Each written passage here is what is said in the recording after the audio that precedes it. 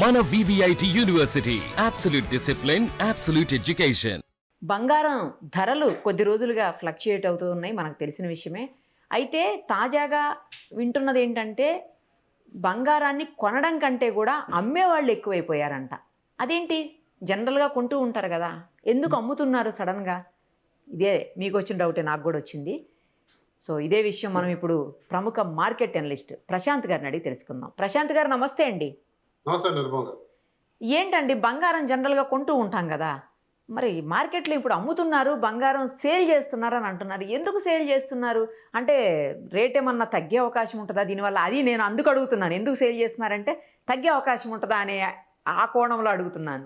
ఏంటి అసలు ఏం జరుగుతుంది మార్కెట్లో బంగారం విషయంలో, చెప్పండి. ముందుగా మీరు బంగారం అనేది విరివిగా అంటే చాలా ప్రజలందరూ కూడా అమ్ముతున్నారనే మాటల వాస్తవం గురించి మాట్లాడదామండి. మీరు చెప్పింది ముమ్మాటికి వాస్తవం. ఎందుకంటే ఇండియన్ బులియన్ జ్యువెలర్స్ అసోసియేషన్ వాళ్ళు రీసెంట్ గా ప్రకటించారు, ప్రతి సంవత్సరం కూడా ఎంతో కొంత రీసైకిల్డ్ గోల్డ్ అనేది మార్కెట్ లోకి వస్తుంది. అంటే పాత బంగారాన్ని అమ్ముకోవడము అవసరాలకు, లేదా తిరిగి కొత్త బంగారం తీసుకోవడానికో. కాకపోతే ఇప్పుడు ప్రజెంట్ ఉన్న న్యూస్ ఏంటి అంటే దాదాపుగా ఏప్రిల్, మే, జూన్ మాసంలో అంటే దాదాపుగా 50 టన్నుల బంగారాన్ని ఇండియన్స్ అంటే అమ్మడానికి ఆసక్తి చూపించారు. అంటే దాదాపుగా 50 టన్నుల బంగారాన్ని సేల్ చేశారు. ఇది ఎక్స్చేంజ్ కాదు కదండి, ఇది ఎక్స్చేంజ్ కాదు, ఓన్లీ సేల్. సో సేల్ ఇది జనరల్ గా సేల్ జరుగుతుంటది ప్రతి ఇయర్ కూడా. లాస్ట్ ఇయర్ ఇదే టైం తో పోలిస్తే దాదాపుగా 50 to 70% ఇది అధికంగా ఉంది అనేది ఒక న్యూస్ ఐటమ్. ఇది డెఫినెట్ గా అంటే క్రెడిబుల్ న్యూస్, అంటే ఇండియన్ బులియన్ జ్యువెలర్స్ అసోసియేషన్ వాళ్ళు వ్యక్తపరిచింది. ఇక్కడ మనం చూడాల్సింది ఏంటంటే ఇది చాలా చిన్న మొత్తం. అంటే మీరు చాలా మంది బంగారం మీద ఆసక్తి ఉన్న వాళ్ళకు ఒక చిన్న డేటా పాయింట్ ఏంటంటే ప్రపంచంలో ఇప్పటి వరకు బంగారం మొత్తం కూడా వెలికి తీసింది మైండ్ గోల్డ్ ఒక 2 లక్షల టన్నులు ఉంటుంది. 2 లక్షల టన్నుల్లో దాదాపుగా భారతీయుల దగ్గర బ్యాంకుల్లో కానీ అంటే రిటైలర్స్ గా జ్యువెలర్స్ అంటే మన ఇళ్లలో కానీ 30,000 టన్నులు ఉందన్నది ఒక అంచనా. భారతీయుల దగ్గర అత్యధికంగా ప్రపంచంలో అత్యధిక రీటైలర్స్ గా అంటే ఇళ్లలో 30,000 టన్నులు ఉందని ఒక అంచనా. దాంతో పోలిస్తే 50 టన్నులు పెద్ద బంగారం ఏం కాదు, కానీ 50 టన్నులు చాలా చిన్నది. కానీ అమ్ముతున్న విధానంలో కానీ అమ్ముతున్న వాల్యూమ్స్ లో చూసుకుంటే మీరు చెప్పిన మాట ముమ్మాటి కూడా వాస్తవం. అది ఎందుకనేది ఒకసారి చర్చిద్దాము. బట్ కాకపోతే ముందుగా బంగారం రేటు, దాని స్థాయి గురించి ఒక చిన్న మాట కామెంట్ చేసి అటు వెళ్దాం. బంగారం రేటు డెఫినెట్ గా మనం అనుకున్న స్థాయి కంటే కూడా దాదాపుగా 1,40,000, 1,39,000 24 క్యారెట్ల బంగారం నాకు తెలిసి ఇయర్ టైంలో ఇదే లీస్ట్ అనమాట. దాదాపుగా 1,39,000 24 క్యారెట్, 1,21,000 అరౌండ్ 22 క్యారెట్, 1,22,000 లో 22 క్యారెట్ బంగారం వెళ్ళడం అనేది జరిగింది. ఇది అసలు భారతదేశంలో బంగారం ఎంత అమ్మినా కొనినా ఈ రేట్ కి దానికి తేడా ఉండదు. ఎందుకంటే గోల్డ్ అనేది డిటర్మైన్ అనేది అంతర్జాతీయంగా డిటర్మైన్ అవుతుంది. అది కూడా డాలర్లలో ఔన్స్ బంగారం డిటర్మైన్ అవుతుంది. వరల్డ్ గోల్డ్ కౌన్సిల్ ప్రకారంగా ప్రపంచంలో జరుగుతున్న ఇన్వెస్ట్మెంట్స్ లేదా డాలర్ వాల్యూకి సంబంధించి యుఎస్ లో జరుగుతున్న ఫెడ్ రిజర్వ్ కరెక్షన్ చేస్తున్న వడ్డీ రేట్లకు సంబంధించి బంగారు వాల్యూ ఎప్పుడు ఆధారపడి ఉంటుంది. కాబట్టి వాటికి భారతదేశంలో జరిగే ట్రాన్సాక్షన్స్ కి బంగారు ధర అనేది డెఫినెట్ గా మారదు. ఇక్కడ మీరు ఒక 100 టన్నులు 500 టన్నుల బంగారు ఇక్కడ అమ్మినా కూడా ప్రపంచంలో ధర అనేది ఖచ్చితంగా తేడా రాదు. సో బంగారు ఆ రేంజ్ లో ట్రేడ్ అవుతుంది. కాబట్టి మనం వాస్తవంగా చూసుకుంటే ప్రపంచంలో ఆర్థిక మాంద్యం కాకుండా కూడా ద్రవ్యోల్బణం, ఇన్ఫ్లేషన్ అంటారు. అమెరికాలో ఇన్ఫ్లేషన్ భయం పట్టుకుంది. దాదాపుగా వస్తువుల ధరలన్నీ పెరుగుతున్నాయి. కాబట్టి వాళ్ళ సెంట్రల్ బ్యాంక్ ఫెడ్ రిజర్వ్ ఇక వడ్డీ రేట్లను తగ్గించకూడదు, వీలైతే పెంచాలని సంకేతం ఇవ్వడము, అక్కడ ఉండే బాండ్ ఈల్డ్స్ ఇస్తున్న రిటర్న్స్ చాలా లాభదాయకంగా ఉండడంతో ఇన్వెస్టర్లు అందరూ కూడా బాండ్ ఈల్డ్స్ వైపే మొగ్గు చూపడంతో బంగారం అనేది కాస్త ప్రేమ తగ్గడం, దాని వాల్యూ తగ్గడం జరిగింది గత 2-3 నెలలుగా. ఎందుకంటే 2024 లో మొదలైన బంగారు అప్రత్యాశంగా దాదాపు డబల్ అయింది. 25%, 28% 24 లో ఇచ్చింది, 75% 25 లో ఇచ్చింది. అప్ టు మార్చ్ వరకు యుద్ధం మొదలు కానంత వరకు కూడా 10% గ్రోత్ తో 1,70,000 ఉన్న బంగారం అమాంతంగా ఇప్పుడు 1,40,000 పడింది. ఇక్కడ నుంచి ఎక్కడికి వెళ్తుంది? 1,20,000 వెళ్తుందా, లేదా కొద్ది మంది అంటున్నాడు 1,00,000 వెళ్తుందా అనేది మనం ఆలోచించలేం. కానీ దాదాపుగా 1,40,000లో విత్ హోల్డ్ చేసుకోవచ్చు ఒక అంచనా. కాకపోతే భారతీయులు అనే వాళ్ళు ఏంటంటే ఇక్కడ ఇంతకంటే తక్కువ పోతుందేమో, బంగారు ఎక్కడికో వెళ్ళిపోతుందని దాదాపుగా పాత బంగారంతా ఇంట్లో మార్చకుండా అట్లే పెట్టుకోనో, లేకపోతే తాకట్టు పెట్టి అప్పులు తెచ్చుకున్న బంగారంపై రుణాలు పెరిగిపోవడము, ఇంకోటి చూసుకుంటే ఇంకా పడిపోతుందనే ఒక భయాందోళన వాతావరణంలో బంగారు భారతదేశంలో విరివిగా అమ్ముతున్నారు. సో అది ఒక సంకేతంగా నాకు కనపడుతుంది.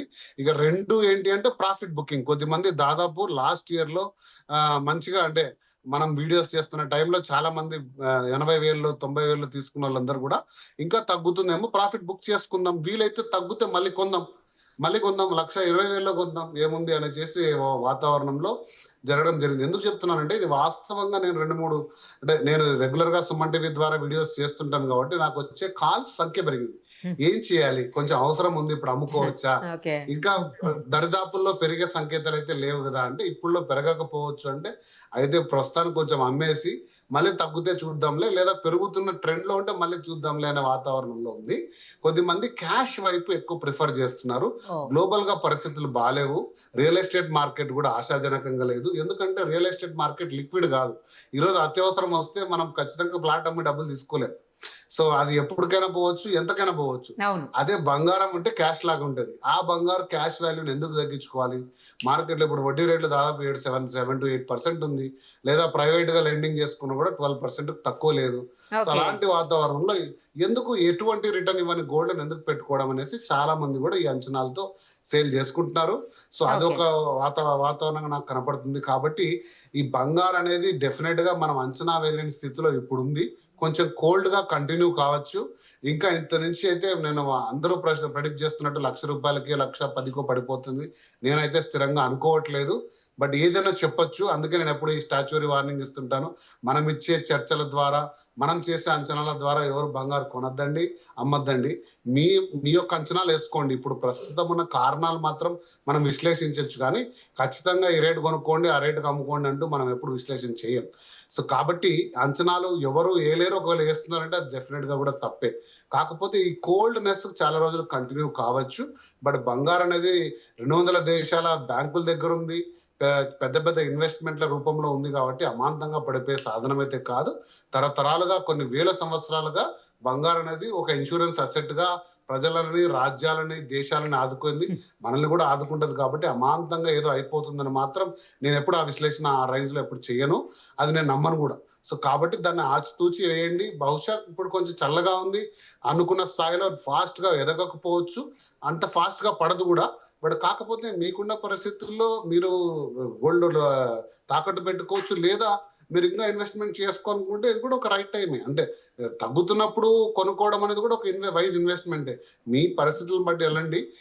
బట్ అదేదో అయిపోతుందని చెప్పి ప్యానిక్ సెల్లింగ్ అయితే చేయొద్దండి. ఏదో బంగారు 1,00,000 కింద పడిపోతుంది, ఈ రోజు ఉన్నదంతా అమ్మేసుకుందాం, మళ్ళీ ఏమైపోతుందని అంచనాలతో వెళ్ళొద్దండి. మీ ఆర్థిక స్థితిగతులు చూడండి, న్యూస్ ని కూడా అంచనా వేసుకోండి. ఏదో వదంతులను నమ్మద్దండి, 1,00,000 కిందకి పడిపోతుంది టపా అని చెప్పేసి.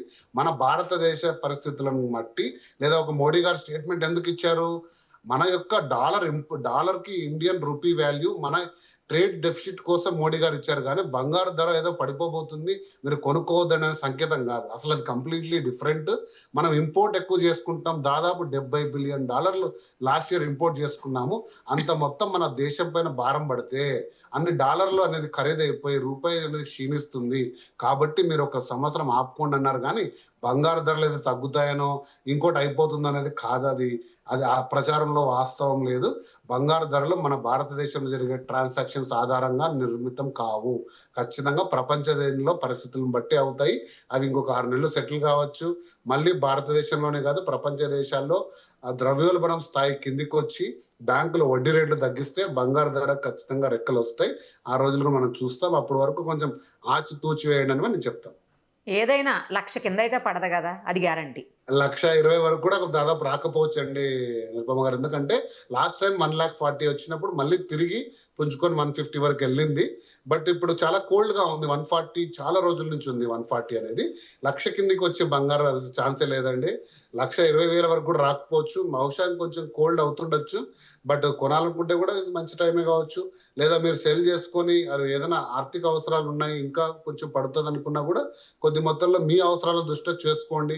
లేదా తనఖా పెట్టుకోండి. ఇప్పుడు లోన్ టు వాల్యూ కూడా దాదాపుగా ఆర్బీఐ రూల్స్ అన్ని సడలించింది. ఏ రోజు వాల్యూ ఉంటే ఆ రోజు వాల్యూ ప్రకారం ఇస్తున్నారు బ్యాంకులో లోన్స్ కూడా. కాబట్టి చూసుకొని వేయండి అని చెప్తాను. రైట్ అండి. Thank you so much. Thank you.